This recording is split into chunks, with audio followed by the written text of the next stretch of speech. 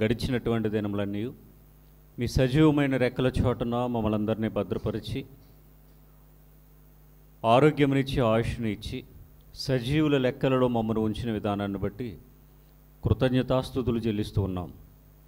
ఉదయకాల సమయంలో ఆరాధనలో నాయన మీ పిల్లలముగా మేమందరము కూడి ఉన్నాము. పాటలు పాడి మీ నామాన్ని మహింపరిచి ఉన్నాం. వాక్య పరిచర్యలు కూడా తోడుగా ఉండండి. ఉన్నతమైన మీ మాటలు మాకందరికీ నేర్పించమని కోరుతూ ప్రభు అయిన యేసుక్రీస్తు వారికే ఈ ప్రార్థన మనవులు మిక్కిలి వినయంతో ప్రార్థించి బ్రతిమలాడి వేడుకొని ఆడుచున్నాను. ఆమెన్.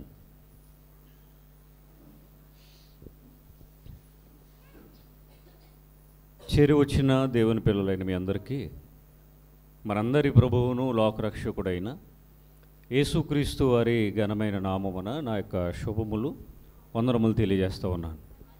దేవుడు మనలను ప్రేమించి ఆరోగ్యమునిచ్చి ఆయుష్ని ఇచ్చి మనందరినీ సజీవుల లెక్కలలో ఉంచిన విధానాన్ని బట్టి ఘనుడైన దేవుని నామమునికే మహిమ కలుగునుగాక.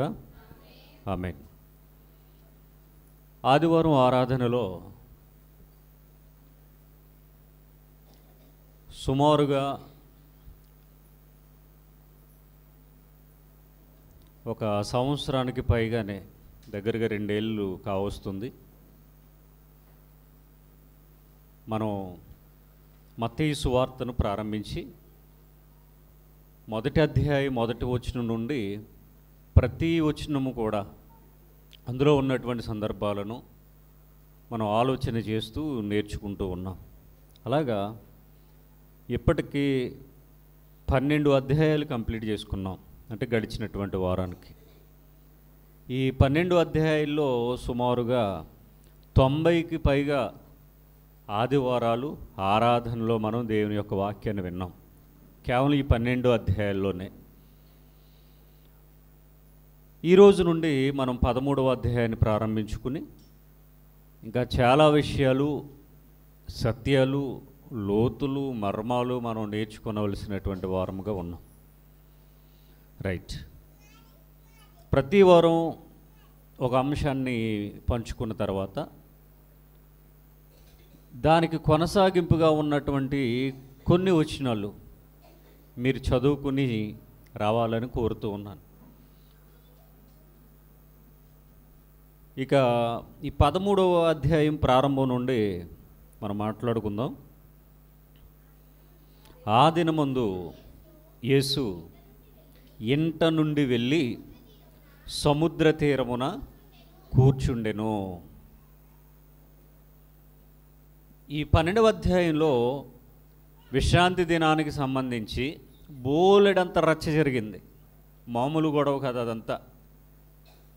శాస్త్రులు, పరిసయ్యులు, ధర్మశాస్త్రోపదేశకులు, యాజకులు, పెద్దలు అలా కాదని ఇలాగ, ఇలా కాదని అలాగా రకరకాలుగా ఆయనను ఇబ్బంది పెట్టడం, బోలెడని గొడవలు క్రియేట్ చేయటం, ఇదంతా మనం 12వ అధ్యాయంలో చూస్తాం. మొత్తానికి గొడవ అంతా అయింది. ఇలా అయిన తర్వాత ఆయన ఆ దినమందు ఇంట నుండి వెళ్ళి సముద్ర తీరమున కూర్చున్నారట. సముద్ర తీరం అంటే సముద్ర ఒడ్డు, బీచ్కి వెళ్తారు కదా, అలాగా వెళ్ళి మరి ఆయన అక్కడ కూర్చున్నాడట. సముద్ర తీరాన్ని కూర్చుంటే బహు జన సమూహములు తన యొద్దకు కూడి వచ్చినందున ఆయన దోణి ఎక్కి కూర్చుండెను. ఈయన వెళ్ళి ఒంటరిగా కూర్చున్నాడు. ఎప్పుడైతే ఈయన వెళ్ళి అలాగ ఒంటరిగా కూర్చున్నాడో బహు జన సమూహములు తన యొద్దకు కూడి వచ్చినందున, బహుజన సమూహములు అంటే ఎంతమంది ఉంటారు? మన చర్చ్ మెంబర్స్ ఎంతమంది ఉంటారా? ఇంకా తక్కువేనా? నేను సెమినార్కి వచ్చారు కదా, అంతమంది ఉంటారా? మొన్న బైబిల్ స్టడీకి వస్తారు కదా నైట్, అంతమంది ఉంటారా? బహుజన సమూహములు అంటే మొత్తానికి ఊర్లే చాలా ఎక్కువ మంది. చాలా ఎక్కువ మంది అని మనం ఎలా చెప్పగలమంటే, కొండ మీద ప్రసంగం ఆ సందర్భాన్ని చూస్తే పురుషుల సంఖ్య 5,000 మంది ఉన్నారు. పురుషుల సంఖ్య 5,000 మంది ఉన్నారు. మరి వాళ్ళ ఫ్యామిలీలతో వచ్చారనుకోండి, ఫ్యామిలీకి వచ్చి 4 లెక్కేసుకున్నా, ఇప్పుడు మనకంటే 4, తల్లి, తండ్రి, 2 పిల్లలు. అప్పుడు అలా లేదుగా, ఎంతమంది అయినా ఉంటారు, 10 మంది ఉంటారు ఒక ఫ్యామిలీలో, 20 మంది ఉంటారు. అలాగే ఎలాగ చూసుకున్నా వేలాది మంది వచ్చేవారు ప్రభువారిని చూడడానికి, ఆయనతో మాట్లాడడానికి. కొంతమంది ఆయనతో ఉంటే ఇక ఆహారానికి లోటు ఉండదు అని, మరికొంతమంది వాళ్ళకి కలిగినటువంటి అనారోగ్యాన్ని బట్టి స్వస్థత పొందుకోవడానికి అలాగే ఆయన వెంబడించడం అనేది మనం చూస్తూ ఉన్నాం. చాలామంది బహుజన సమూహాలు అన్నారు. ఇంతమంది ఆయన దగ్గరికి వచ్చేసారట. ఆయనేమో వెళ్ళి సముద్రం ఒడ్డున కూర్చుంటే వీళ్ళందరూ ఆయన దగ్గరికి వెళ్ళారు. ఇప్పుడు వీళ్ళందరూ వచ్చినందున ఆయన ధోని ఎక్కి కూర్చున్నాడట. ధోనిలోనికి ఎందుకు వెళ్ళాడు?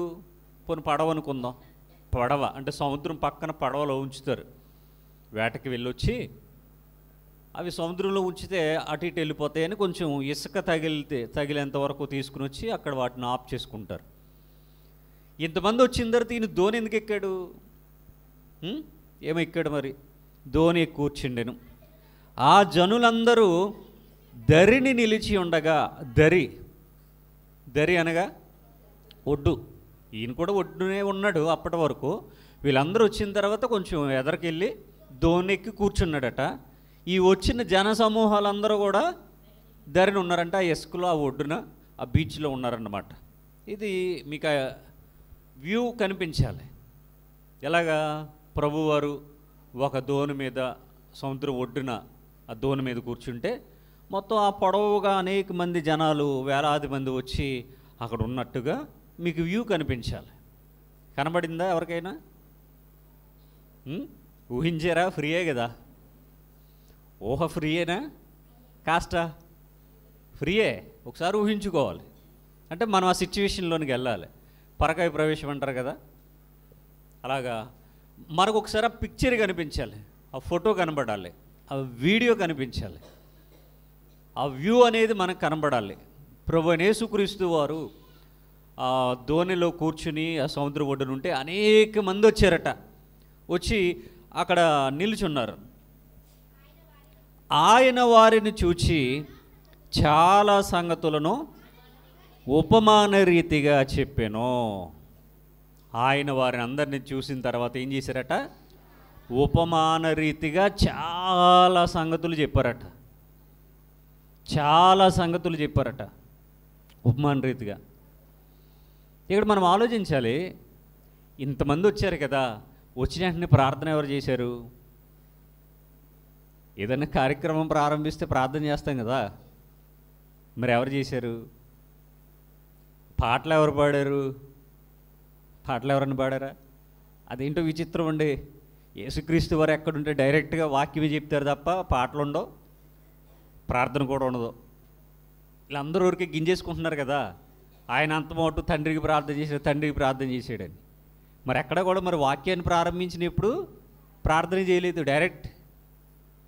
డైరెక్ట్గా ఆయన ఏదైతే చెప్పాలనుకున్నారో అదే విషయం చెప్పేశారు, కానీ ప్రార్థన లేదు అక్కడ. మరి ప్రార్థన చేసి ప్రారంభించాలిగా.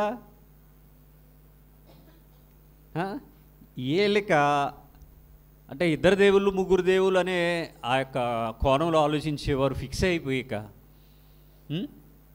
ఆయన ప్రార్థన చేయకుండా అసలు ఏమీ ప్రారంభించేవారు కాదు, ఏ పని చేసేవారు కాదు. తండ్రితో మాట్లాడకుండా ఆయన ఉండేవాడు కాదు. ఒక స్వస్థత కార్యం చేయాలన్నా, ఒక అద్భుతం చేయాలన్నా, ఒక సూచక్రియ చేయాలన్నా ఇంతలాగా ఉండేవాడు అని ఓదరగొట్టే ప్రసంగాలు బోర్డు చెప్తున్నారు. మరి ఇక ఇంతమంది జనాలు వచ్చారు అక్కడికి, వేలాది మంది ఉన్నారు. ఈయన ఇప్పుడు డైరెక్ట్గా వారిని చూసి మెసేజ్ స్టార్ట్ చేశాడు. ప్రార్థన లేదు, పాటలో లేవు, ఏమీ లేవు. అందుకనే ఎప్పుడు కూడా వాక్యానికి ఎక్కువ ప్రాధాన్యతనిస్తూ ఎక్కువ సమయాన్ని వాక్యం వినడానికే మనం కేటాయించాలి. కానీ నేడున్నటువంటి క్రైస్తవ సంఘాలు దేనికి ఎక్కువ ప్రాధాన్యతనిస్తాయి? పాటలకే. పాటలు మామూలుగా ఉండవు, 2 గంటలు పాడతారు. ఈ చివరిని కూర్చున్న వాళ్ళు మొదలుకు నా చివరిని ఉన్న వాళ్ళ వరకు మొత్తం అందరూ కూడా పాడాలి. 2 గంటలు 3 గంటలు. ఒక్కొక్క మీటింగు 6 గంటలకు స్టార్ట్ చేస్తారంటే సాయంకాలం. మెసేజ్ ఎప్పుడు ఇస్తారు అనుకుంటున్నారు? 10:30, 11 గంటలకు ఇస్తారు మెసేజ్. ఎంతసేపు ఏం చేశారు వెళ్ళి? ఇంతకని పాటలు పాడేశారు. ఇదంతా ఎలా ఉంటుందంటే ఇజ్రాయేలీల మీద దేవునికి చిరాకు వచ్చి మొత్తానికి వాళ్ళ ప్రార్థన కానీ వాళ్ళ ఉపవాసాలు కానీ ఆయన పట్టించుకోకుండా మొత్తానికి వదిలేశాడు కదా. వాళ్ళు బలిస్తే బలి కూడా వద్దనుకున్నాడు కదా. అలాగే తయారైపోయారు ఈరోజు క్రైస్తవులు. మాట్లాడితే పాటలు ప్రార్థన, పాటలు ప్రార్థన. దేనికంటూ ఒక లిమిట్ ఉండాలి. ఇక్కడ మన వాళ్ళు అంటే చాలా మీటింగ్స్లో జరిగేది ఏంటంటే, ఆ మీటింగ్ కొరకు లేదా కార్యక్రమం కొరకు 1 లక్ష, 2 లక్షలు, 3 లక్షలు అమౌంట్ ఖర్చు చేసి ఒక కార్యక్రమాన్ని పెట్టుకుంటారు వాళ్ళ ఇంట్లో. చాలా ఎక్కువ ఖర్చు, అప్పు చేసి మరి పెడతారు. ఇంత అప్పు చేసి 2 లక్షలు, 3 లక్షలు ఇంత చేసి అక్కడ కార్యక్రమాన్ని పెట్టి అన్నిటికీ సమయం ఇస్తారు. బంధువులు పిలుచుకోవడానికి సమయం ఉంటుంది, ఫోటోలు తీసుకోవడానికి సమయం ఉంటుంది, వీడియోకి సమయం ఉంటుంది, ప్రార్థనకి సమయం ఉంటుంది, పాటలు పాడడానికి సమయం ఉంటుంది, అన్నిటికీ సమయం ఇస్తారు. ఆఖరిన మెసేజ్ ప్రారంభించిన తర్వాత స్లిప్ పట్టుకొచ్చి ఇస్తారు. అప్పుడే స్టార్ట్ అవుద్ది మెసేజ్. జస్ట్ ఒక 5 నిమిషాలు 10 నిమిషాలు చెప్పేటప్పుడు ఒక స్లిప్ పంపిస్తారు పైకి స్టేజ్ మీదకి. భోజనం టైం అయిపోయింది, లేకపోతే ప్రసంగం ముగించేయండి, ఇవి స్లిప్పులు రాసి. మరి ఇన్ని లక్షల రూపాయలు ఖర్చు చేసి ఇంత చేయటం ఎందుకు? వాక్యం లేనప్పుడు దండగే కదా ఇదంతా. అసలు వాక్యం లేకుండా ఏ కార్యక్రమం జరిగినా దండగేనండి, వేస్ట్ అది. అలాంటప్పుడు ఏం చేయాలి అంటే, అసలు ఆ రోజు ఆ కూడికి పెట్టుకోకుండా వీళ్ళు ఏదైతే సెలబ్రేషన్ చేసుకోవాలనుకుంటున్నారో చేసేసుకోవాలి మొత్తం. పుట్టినరోజులు కూడా అంతేనండి. అంటే ఇక్కడ మన చర్చిలో వస్తే అంత ఉండదు, కానీ మొత్తం మన కార్యక్రమాలు అన్నీ అయిపోయిన తర్వాత అక్కడిని పిలిచి కేక్ కట్ చేసి పంపించేస్తాం. ఇక్కడ ఏమి ఉండదు. అదే కనుక ఇంటి దగ్గర కనుక పెట్టారనుకోండి, ఎలా ఉంటుంది అప్పుడు? మెసేజ్ మధ్యలో ఓ విఐపి వచ్చేస్తాడు డైరెక్ట్ స్టేజ్ మీదకి. ఇప్పుడు మెసేజ్ మానేసి ఆయన ఎవరో చెప్పి, ఆయన గొప్పదనం చెప్పి, ఇప్పుడు ఆయన కేక్ కట్ చేయించి, ఆయన కేక్ తినిపించి పంపించాలి ఫోటోలు తీసి. అది ఎంత అవమానంగా ఉంటుంది.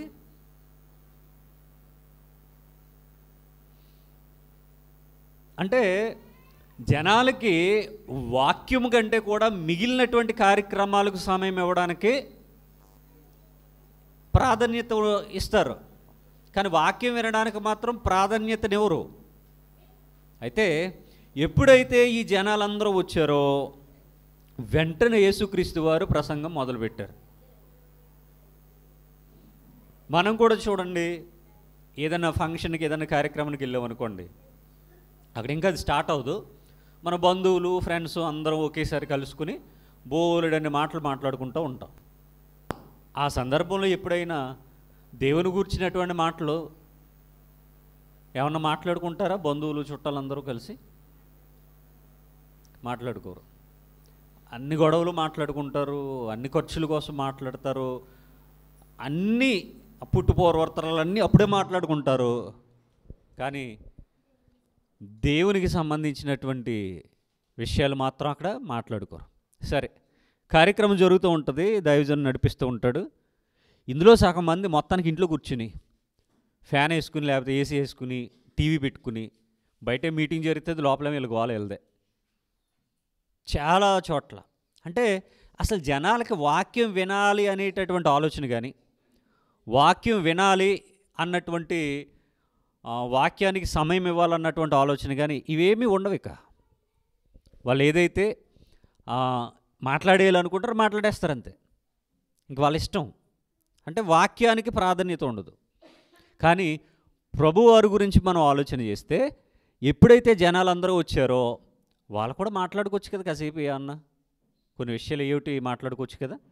అసలు ఏం మాట్లాడుకోలేదు, డైరెక్ట్గా ఆయన ఏం చేస్తున్నారు, ఇక చాలా సంగతులు ఉపమాన రీతిగా చెప్పారటండి. చాలా సంగతులు అంటే చాలా ఎక్కువ విషయాలు చెప్పారట.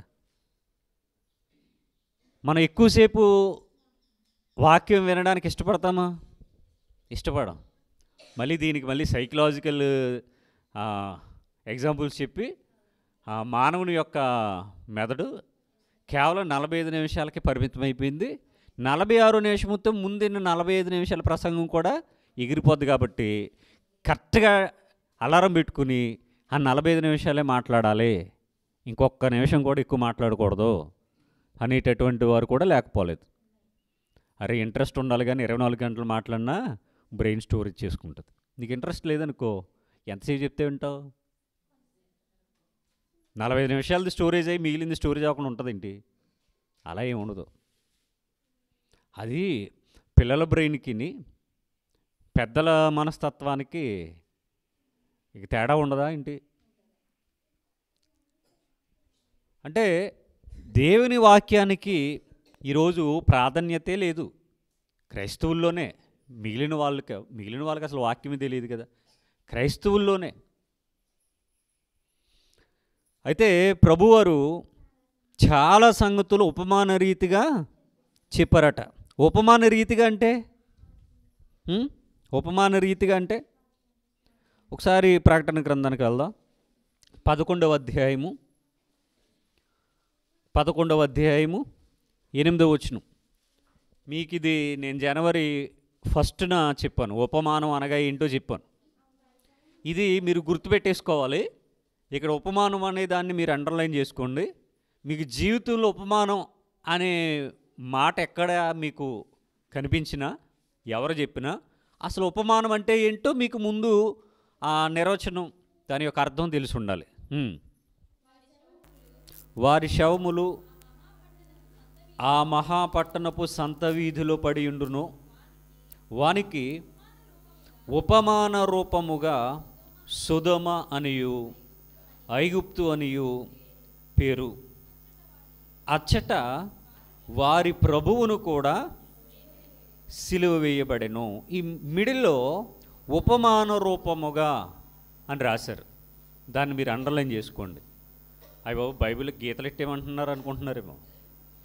అలాగ అండర్లైన్ చేసుకుంటేనే మీకు ఐడెంటిఫికేషన్ ఉంటుంది. రాసుకోవాలి బైబిల్లో కూడా. ఏంటి సినిమా పేర్లు, ఫోన్ నెంబర్లు, ముగ్గులు ఈ కాదు రాసుకోవడం. మీ పేరు రాయకపోయినా పర్లేదు, బైబిల్లో అనవసరమైన ఏమీ రాయకపోయినా పర్లేదు. కానీ వాక్యానికి సంబంధించినటువంటి వివరణ మనం పాత నిబంధన చదువుతున్నాం అనుకోండి, సేమ్ వాక్యం కొత్త నిబంధనలో ఉంటుంది. ఆ పాత నిబంధన ఆ వచనం దగ్గర కొత్త నిబంధన ఏ పుస్తకంలో ఏ అధ్యాయం ఏ వచనం అనేది అక్కడ మీరు రాసుకొని మీకు గుర్తుండేటట్టుగా మెన్షన్ చేసుకోవాలి. కొత్త నిబంధన చదువుతున్నాం అనుకోండి, ఆల్రెడీ ఇది ప్రవచన రూపంలో ఎవరొకరు గ్రంథకర్త మాట్లాడిన సందర్భం ఉంటుంది. దాన్ని ఇక్కడ మెన్షన్ చేయాలి. క్రొత్త నిబంధన ఆ యొక్క సందర్భంలో పాత నిబంధనలు ఉన్న రెఫరెన్స్ అక్కడ మీరు కోట్ చేసుకోవాలి. కొన్ని పదాలకు అర్థాలు తెలియదు మనకి. అప్పుడు చెప్పినప్పుడు ఆ పదం దగ్గర అండర్లైన్ చేసుకుని కింద దాని అర్థాన్ని రాసుకోవాలి, లేదా పక్కన రాసుకోవాలి. మరలా మీరు బైబిల్ స్టడీ చేసినప్పుడు, చదివినప్పుడు ఆ పదం యొక్క అర్థం మీకు గుర్తు రాదు, అక్కడ రాసుకుంటే వెంటనే జ్ఞాననేత్రం వెలుగుతుంది, బల్బు. అలాగే ఈజీగా బైబిల్ మనం అర్థం చేసుకోవడానికి ప్రయత్నం చేయాలి.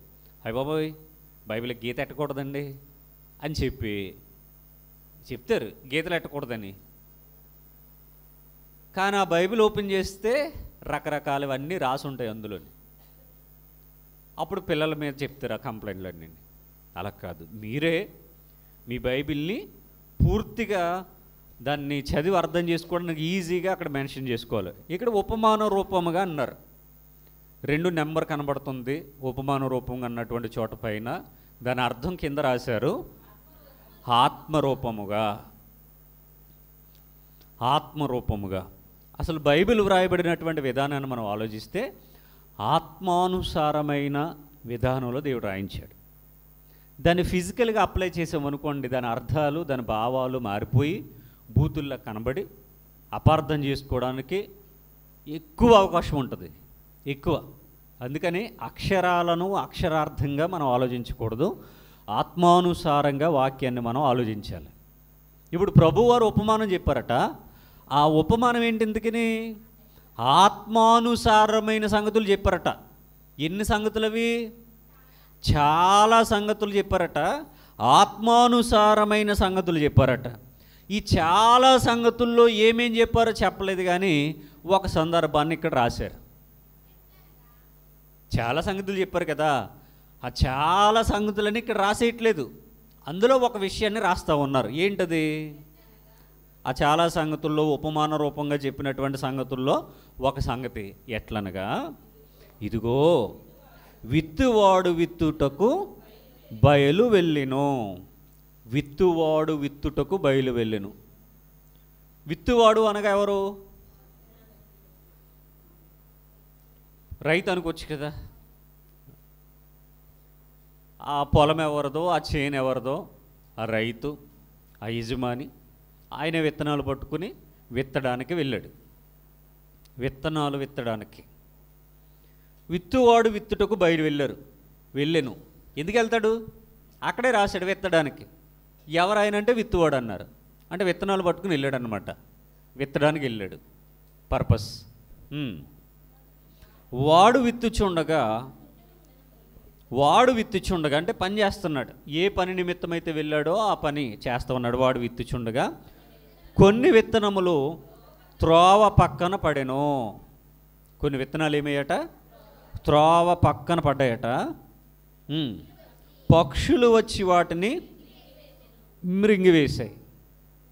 ఆ విత్తనాలు విత్తే క్రమంలో కొన్ని విత్తనాలు త్రోవ పక్కన పడ్డాయి, పక్షులు వచ్చి వాటిని మృంగేశాయి. తర్వాత కొన్ని చాలా మన్ను లేని రాతి నేలను పడ్డాయట. మన్ను లేని రాతి నేల. ఇప్పుడు ఈ ఫ్లోర్ ఉంది కదా, ఇది సిమెంట్తో ఉంటుంది. ఇక్కడ కొన్ని విత్తనాలు వేసి, ఇప్పుడు మీరు ప్రేయర్ అయిన తర్వాత ఇంటికి వెళ్ళేటప్పుడు కొన్ని విత్తనాలు వేసేసి వెళ్ళండి. వచ్చే వారానికి ఏమైనా మొలకలు వస్తాయంటారా? ఎందుకు రావు? మన్ను లేకపోతే విత్తనం అనేది మొలకెత్తడానికి అవకాశం లేదు. మన్ను లేని రాతి నేల అంటే రాడు ఇలాగ పడ్డాయి.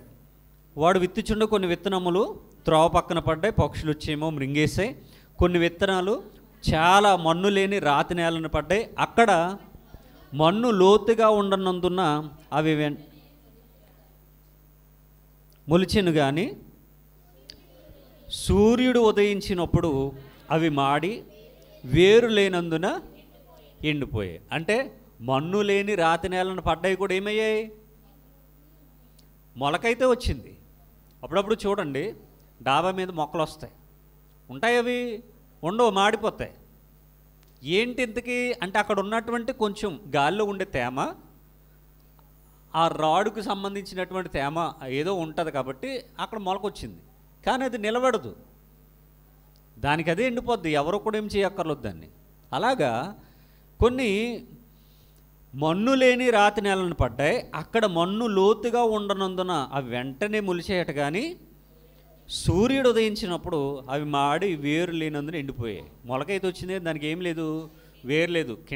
కిందకి వెళ్ళాలి కదా, వేరు ఉంటేనే కదా మొక్క పచ్చగా ఉంటుంది, వేరు లేకపోతే ఎండిపోవును.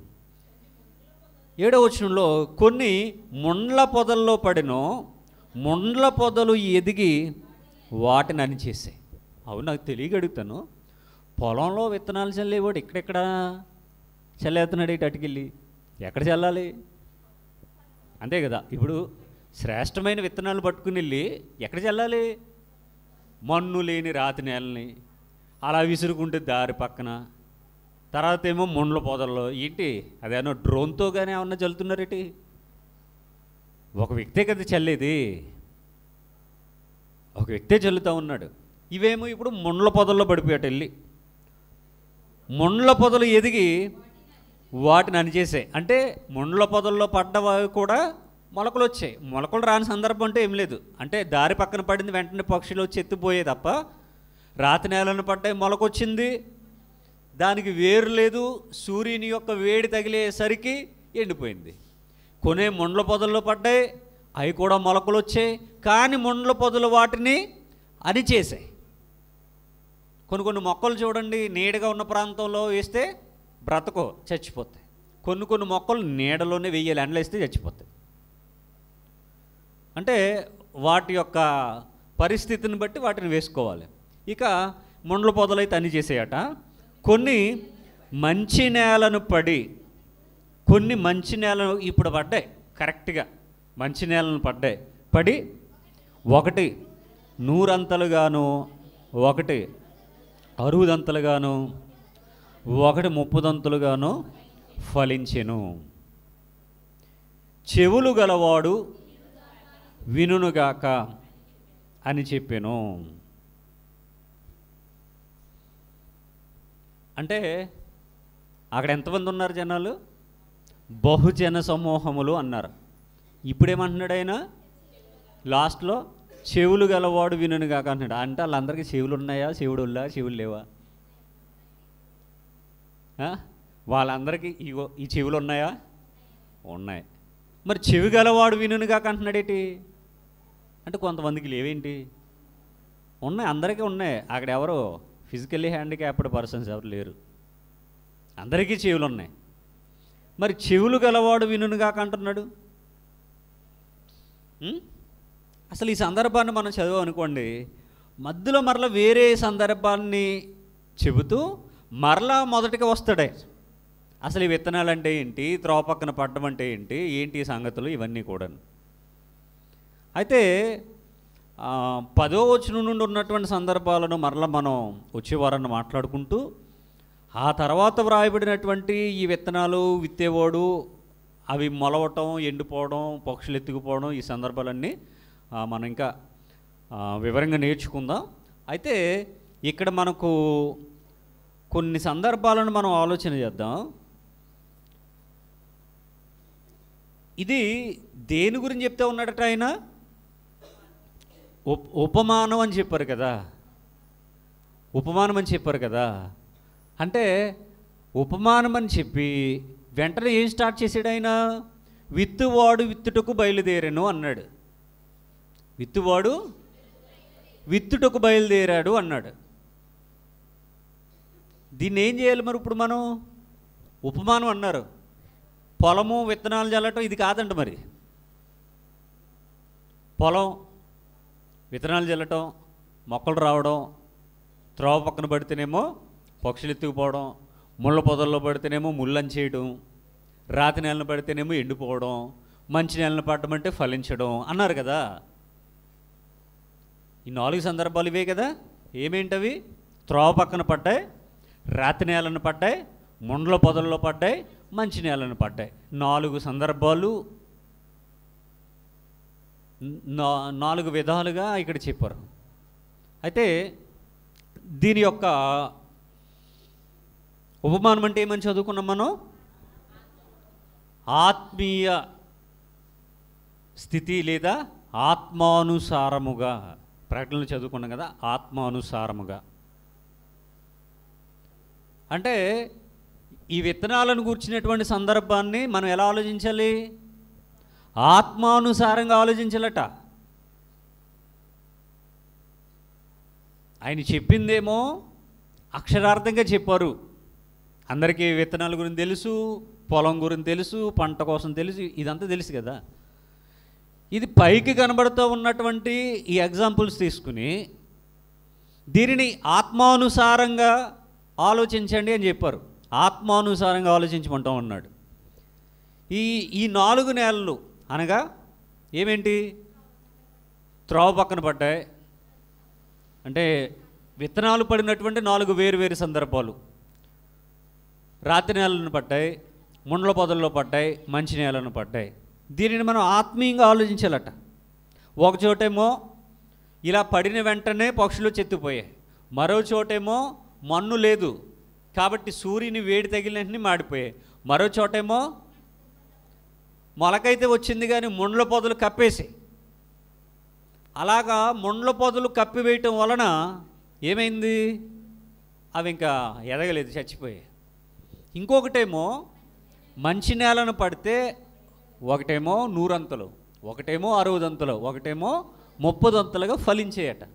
దీనిని ఆత్మీయంగా ఆలోచించమని ప్రభువు వారు తెలియజేశారు. ఆల్రెడీ చెప్పేశారు కదా, ఉపమానము అనగా ఆత్మానుసారంగా ఆలోచించమని. అంటే ఇప్పటి వరకు చెప్పుకున్నది ఫిజికల్ విత్తనాలు కాదు, అవి ఫిజికల్గా సంబంధించింది కాదు. ఇవన్నీ చెప్పి లాస్ట్లో చెవులు గలవాడు వినుగాక అని చెప్పాడు. ఇవి అందరికీ వినపడ్డాయంటే అందరికీ వినపడ్డాయి, కానీ చెవి గలవాడు వినుగాకంటే ఎవరికి ఎలాగ అర్థం అవ్వాలో అలా అర్థమవుద్ది. ఆత్మానుసారముగా ఈ సంగతులను ఆలోచిస్తే ఆత్మానుసారంగానే అర్థమవుద్ది. ఫిజికల్గా వ్యవసాయం గురించి చెప్తున్నాడు ఆయన. వ్యవసాయం గురించి చెప్పక్కర్లేదు, ఆల్రెడీ వ్యవసాయం గురించి అందరికీ తెలుసు కదా. వ్యవసాయం గురించి చెప్పేది ఏముంది? అయితే మీరు ఏం చేయాలి అంటే వచ్చే వారం ఈ 10వ వచనం నుండి మిగిలినటువంటి సందర్భాలు చదువుకుని రావాలి. చదివితే మీకు చాలా విషయాలు దేవుడు తెలియజేస్తాడు. మరలా ఈ 10లో కూడా మళ్ళీ ఇంకో ఉపమానం అన్నాడు. అదే అయిన తర్వాత అప్పుడు మరలా ముందు చెప్పింది మాకు తెలియచేయమని శిష్యులు అడుగుతారు. అప్పుడు చెప్తాడు దాని భావాన్ని. దాన్ని ఆత్మీయ కోణంలో ఆలోచించాలి.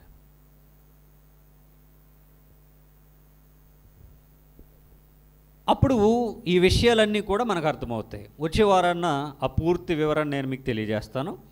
అయితే మీకు ఈజీగా అర్థం అవడానికి ఒక ఎగ్జాంపుల్ చెప్తాను. హృదయం అనేది ఒక పంట పొలం అనుకుంటే వాక్యం అనేది విత్తనం. వాక్యం అనేది విత్తనం. ఇక్కడ చెప్పేవాడు సేవకుడు విత్తువాడుగా ఉంటే, విత్తనాలు చెల్లుతూ ఉంటే ఆ సేవకుని నోటి వెంబడి వెళ్ళేటటువంటి వాక్యం అనే విత్తనాలు కొందరి హృదయాల్లో పక్కకు పోతాయి అన్నమాట. అదే త్రోవ పక్కకు పోవడం. పక్కకు పోతే ఇంక ప్రయోజనం ఏంటి? మీరు ఇంటి దగ్గర ఉన్నారు, ఈ వారం చర్చికి రాలేదు, నేను ఏం చెప్పానో మీకు తెలియదు, అవును కదా. మనకంటే కెమెరా ఉంది కాబట్టి మళ్ళీ మనం వీడియో చూసుకుంటాం ఏం చెప్పారండి. చాలా చోట్ల కెమెరాలు ఉండవు, ఏం చెప్పారు తెలీదు. ఎవరన్నా అడుగుతారంటే ఈగోలు కదా. మరి సగానికి వెళ్ళే వాళ్ళకి అందరికీ ఈగోలే. ఎవరన్నా అడిగితే సినిమా స్టోరీలు అయితే బాగా చెప్పుకుంటారు తప్ప దేవుని గురించి ఏం చెప్పుకుంటారు? ఏం చెప్పుకోరు, అసలు మాట్లాడుకోరు. అవసరమైతే ఎంత పగనైనా పక్కన పెట్టి వేరే విషయాలు మాట్లాడుకుంటారేమో కానీ పగా ప్రతీకారాలు కూడా పక్కన పెట్టి అసలు దేవుని విషయాలు ఎవరు మాట్లాడుకోరు కదా. ఇప్పుడు ఇంటి దగ్గర ఉన్నారు కాబట్టి వాళ్ళకి ఆ రోజు వాళ్ళు ఆబ్సెంట్ అయిపోయారు కాబట్టి ఏం చెప్పారో తెలియదు, ఓకే. కానీ ఇక్కడికి వచ్చిన వాళ్ళ విషయంలో కూడా కొందరి హృదయంలోనికి వాక్యం వెళ్లకుండా, ఆ విత్తనం వెళ్లకుండా త్రోపక్కకి వెళ్ళిపోతుందట. అంటే వేసేవాడికి తప్ప వినేవాళ్ళు తప్ప అంటే కావాలని అట్టుకెళ్ళి విత్తనాలు ముండ్ల పొదల్లో ఎవరేస్తారండి? విత్తనం అంటే విలువైందే కదా. విలువైందని అట్టుకెళ్ళి ముండ్ల పొదల్లోని రాళ్ళ మీద ఎవరేస్తారు? ఎవరేయరు. అంటే వినేవారి యొక్క హృదయం ఎలా ఉంది అని మనం ఆలోచించాలి. అంటే వాళ్ళు వచ్చారు, కూర్చున్నారు, కానీ వాళ్ళ మనసు వాక్యానికి చోటు ఇవ్వట్లేదు, అందుకే త్రోవ పక్క వెళ్ళిపోయాయి. మనం కూడా చూడండి, ఒక చెవితో వినేసి ఇంకో చెవితో వదిలేస్తామంటారు. సామెత చెప్తారు అది. ఈ చెవితో వినేసి ఆ చెవితో వదిలేసాడు, కుడి చెవితో విని ఎడం చేతితో వదిలేసాడు, గడప దాటిన తర్వాత వదిలేసాడు. ఇవన్నీ ఏంటంటే సామెతలు ఎగ్జాంపుల్ చెప్తారు. అంటే చెప్పినటువంటి వాక్యం, ఆ వాక్యం అనే విత్తనం మీ హృదయంలోనికి రానివ్వకుండా హృదయం దేనితోనూ నిండిపోయింది. ఇంక ఇదేమైంది? పక్కకు పోయింది, ఇక త్రోవ పక్కన పడిపోయింది. గడిచినటువంటి ముందు వారమే మనం అపవిత్రాత్మ కోసం మాట్లాడుకున్నాం. అపవిత్రాత్మ లోపల ఉందనుకోండి, ఈ దేవుడు ఎక్కడికి వస్తాడు? అవకాశం ఏముంది? లోపలేమో ఫుల్ అయిపోయింది, ఇంక లోపలికి ఎలా వస్తారు? ఇప్పుడు చర్చి ఉంది, ఇందులో ఎంతమంది పట్టాలో ఒక లెక్క ఉంటుంది. అంతమంది అయిపోయిన తర్వాత ఇంకో 50 మంది వచ్చారనుకోండి, ఇంక లోపల ఎక్కడ కూర్చుంటారు? వచ్చి అవకాశం ఉండదు కదా. వాళ్ళకి బయటే వెయిట్ చేయాలి, బయటే ఉండాలి, ఎండలోనే ఉండాలి, రావడానికి ఉండదు. సేమ్ వాళ్ళ హృదయం వేటితోనే నిండిపోయింది కనుక వాక్యం అనే విత్తనం వేస్తే అది పక్కకి వెళ్ళిపోతుంది. ఇంకా అంటే వాళ్ళ భక్తి జీవితాలు ఎలా ఉన్నాయి? పక్కదారి పట్టేశాయి. ఆ వెళ్ళిన విత్తనం ఏమైందంటే అపవాది ఎత్తిపోయాడట. అంటే రాని వాళ్ళ పరిస్థితి ఎలా ఉందో, వాళ్ళు రాలేదు, వినలేదు, తెలియదు కాబట్టి వాళ్ళ ఆత్మీయ జీవితాలు అలా ఉన్నాయి. వచ్చిన వారి పరిస్థితి కూడా అలా ఉందంటే వాళ్ళ హృదయాలు ఎలా ఉన్నాయి? దేవునికి చోటు ఇవ్వలేదు. దేవునికి బదులుగా అపవిత్రాత్మ లోపల ఉన్నాడు. ఆ లోపల ఉన్న వల్ల లోపల విత్తనాలు పడడానికి అవకాశం లేదు. వెళ్ళినటువంటి విత్తనాలు పక్కకు పోతుంది. విత్తనం వేస్తే పక్కకు పోతుంది. విత్తనం వేస్తుంటే పక్కకి వెళ్ళిపోతుంది. ఎందుకంటే లోపల స్పేస్ లేదు. విత్తేవాడు ఒకే రకంగా విత్తుతాడు. విత్తనం వస్తూ ఉంది, కానీ ఆ హృదయం స్వీకరించడానికి అవకాశం లేదు. ఇది త్రోవ పక్కన పెడితే, ఇక రెండవది రాతి నేల. రాతి నేలలో లైట్గా ఉందట మన్ను, లోతుల్లోనికి మన్ను లేదట. అంటే మొత్తం అంతా బండే, ఆ బండ మీద ఒక పొర మాత్రమే మన్ను ఉంది. కాబట్టి అక్కడ ఉన్నటువంటి తేమను బట్టి వెళ్ళినటువంటి విత్తనం మొలకెత్తింది. ఆ మన్నును దాటి లోపల్లోనికి వెళ్ళాలి వేరు. అలా వెళితేనే అది స్ట్రాంగ్గా ఉంటుంది. వేరు లోపలికి వెళ్ళాలంటే లోపల ఏముంది? రాడ్ ఉంది. లోపల రాడ్ ఉండడం వల్ల వేరు లోపలికి వెళ్ళక ఈ సూర్యుని వేడికి మాడిపోయింది. అంటే కొంతమంది హృదయాలు ఎలా ఉన్నాయంటే, వాక్యాన్ని విన్నారు, సరే వాక్యానుసారంగా ఉందామనుకున్నారు. వాళ్ళ హృదయం వాక్యాన్ని వినేవారుగాను వాక్యాన్ని అనుసరించేవారుగాను బయటికి కనబడుతుంది, కానీ లోపల మాత్రం ఎలా ఉంది? చాలా బలంగా దృఢంగా ఒకటి కట్టబడి ఉంది. అంటే ఎగ్జాంపుల్గా మనం ఎలా తీసుకోవాలంటే, సిద్ధాంతాల ముసుగులో ఉన్న ఒక వ్యక్తి అనుకుందాం.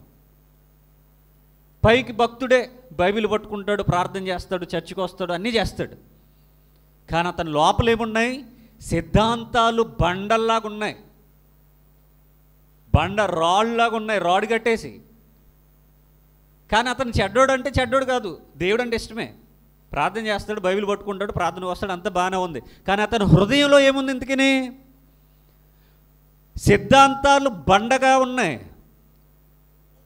ఇప్పుడు పైన ఉన్నటువంటి భక్తి ఉంది కదా, ప్రార్థన చేయటం, వాక్యం చదవటం, సన్నిధికి రావడం, ఇవంతా ఉంది కదా. ఇప్పుడు వాక్యం అనేది వెళ్ళినప్పుడు యాక్సెప్ట్ చేశాడు వెంటనే.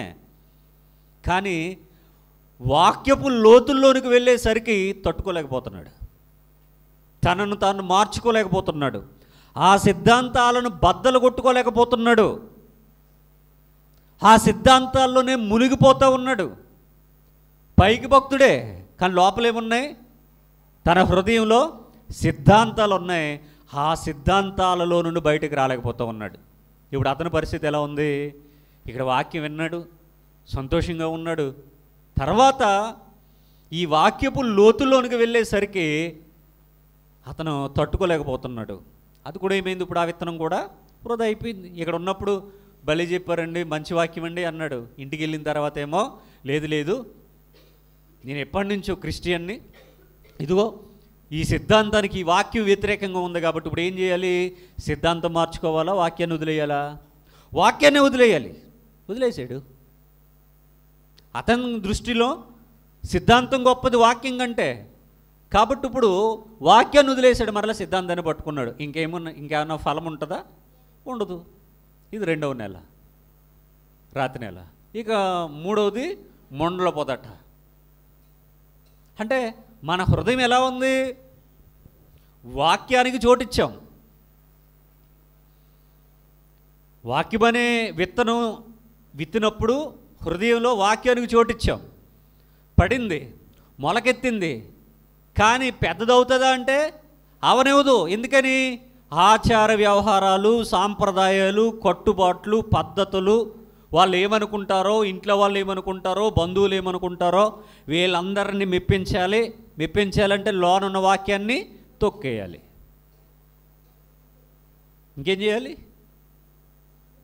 వీళ్ళందరినీ మెప్పించాలి అంటే లోనున్నటువంటి వాక్యాన్ని తొక్కేయాలి. అంటే ముండ్ల పొదల్లో వాక్యం పడిపోయింది మాట. ఇప్పుడు వెళ్ళి వాక్యాన్ని అంగీకరించారు, తప్పనేం అంటలేదు, వాళ్ళు విన్నారు, సంతోషంగానే ఉన్నారు. వాక్యం అనే విత్తనం వెళ్ళింది, పడింది, మొలకెత్తింది.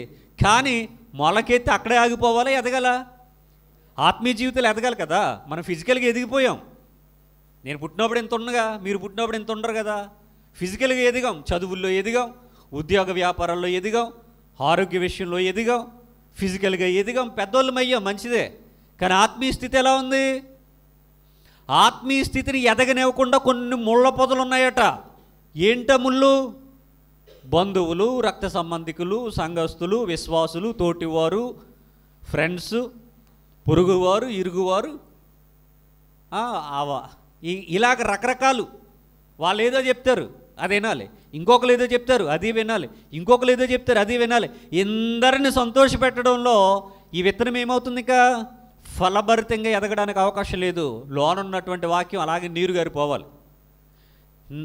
నేను చాలా విచిత్రంగా చూస్తూ ఉంటాను కొన్ని సందర్భాల్లో. వాళ్ళ కుటుంబాల్లో ఏమైనా జరిగితే అక్కడ చాలామంది పెత్తనాలు చేస్తూ ఉంటారండి. ఆ పెత్తనాల్లో వీళ్ళు అసలు క్రైస్తవులు అన్నటువంటి సంగతినే మర్చిపోయి వాళ్ళు ఎవరెవరు ఏమేం చెప్పారు అన్నీ చేసేస్తారు.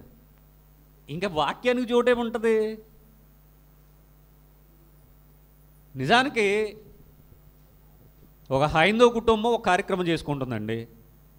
వాళ్ళు పంతులు గారిని పిలుచుకున్నారు. ఇప్పుడు పంతులు గారు కూర్చోమంటే కూర్చుంటారు, మోకాలు వేయమంటే మోకాలు వేస్తారు, చెప్పులు తీసేయంటే తీసేస్తారు, దండం పెట్టమంటే దండం పెడతారు, కళ్ళు మూయంటే మోస్తారు, తిరగమంటే తిరుగుతాడు, నిలబడమంటే నిలబడతాడు, ఏది పట్టమంటే అది పట్టుకొస్తారు, అన్నీ చేస్తారు. అక్కడ ఎవరైనా పంతులు గారు అలా చేసేటప్పుడు ఆయన పక్కనెట్టి మీరిన వాళ్ళంతా రకరకాల విషయాలు మాట్లాడతారా? నువ్వు ఇలా చేయరా, నువ్వు అలా చేయరా, నువ్వు అదిరా, నువ్వు ఇదిరా ఏమైనా చెప్తారా? అసలు ఎవరికి ఎక్కిరమంటారు. నచ్చినోడు వచ్చి అక్కడ నిలబడతాడు, చేస్తాడు, లేకపోతే దూరంగా ఉండి చూస్తారు. కానీ క్రైస్తవ్యం దగ్గరకు వచ్చేసరికి విచిత్రమైనటువంటి సందర్భాలు. అక్కడ అందరూ మరి పోజర్లు అయిపోతారో లేకపోతే పాస్టర్లు అయిపోతారో నాకు తెలియదు. కానీ ఎన్ని డైరెక్షన్స్ అయితే అన్ని డైరెక్షన్స్. ఇన్ని డైరెక్షన్స్లో అసలు ఆ ఫ్యామిలీ ఆ కార్యక్రమం చేసేటప్పుడు మేము అసలు క్రైస్తవులమా కాదన్నటువంటి విషయం కూడా ఇంక వాళ్ళకి అర్థం కాదు. ఇంక ఛాన్స్ కూడా ఉండదు. ఇక చేయకపోతే ఊరుకోరాళ్ళు. అంత భయంకరంగా ఉంటే మరి ఇన్నేళ్ళుగా విన్నటువంటి వాక్యం ఏమైపోయింది? అరే నేను క్రైస్తవుని, నేను ఇవి చేయకూడదు అనే మాట ఆయన నోట రాదు ఎప్పుడు కూడా. అది ఆడవాళ్ళు కావచ్చు, మగవాళ్ళు కావచ్చు. ఎందుకంటే వాళ్ళ మీద మిగిలిన వారి ఒత్తిడి అంత ఉంటుంది. కొన్ని కుటుంబాల్లో అత్తమామలు, కొన్ని కుటుంబాల్లో బావగారులు, కొన్ని కుటుంబాల్లో వదినలు, కొన్ని కుటుంబాల్లో తల్లిదండ్రులు, కొన్ని కుటుంబాల్లో తోడబుట్టిన వాళ్ళు. అంటే వీళ్ళందరూ కూడా ఈ క్రైస్తవుడుగా వాక్యాన్ని విని వాక్యంలో డెవలప్మెంట్ అవ్వాలనుకున్నటువంటి వ్యక్తిని ఎదగనివ్వకుండా చేసేసారు. చూడండి, ఎవరంటే బంధువులు, రక్త సంబంధికులు, స్నేహితులు, కొలీగ్స్, ఒకే డ్యూటీ చేసేటటువంటి వారు, వీళ్ళందరూ కూడా తన ఆత్మీయ స్థితిని ఏం చేస్తూ ఉన్నారు? ఒక రకంగా చెప్పాలంటే తొక్కేస్తారు. ఎంతమందిని సంతోషపెడతారండి ఒక వ్యక్తి? కష్టం కదా. అటు దేవుని సంతోషపెట్టాలా, ఇటు కుటుంబంలో ఉన్న వారిని సంతోషపెట్టాలా? అవునటువంటి పరిస్థితి. అంటే వాక్యం ఒకరి హృదయంలోకి వెళ్ళి అది ఫలించాలనుకున్న అనేక మంది రకరకాల ఉద్దేశాలను వాక్యం మీద జొప్పించేసరికి అతని హృదయంలో పడినటువంటి విత్తనం ఏమైంది? ఇక ఎదగడానికి అవకాశం లేదు. అది కూడా నిర్జీవంగానే మారిపోయింది.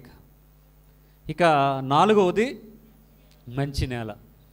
మంచి నేలను పడింది ప్రతిదీ 100% రావాలిగా.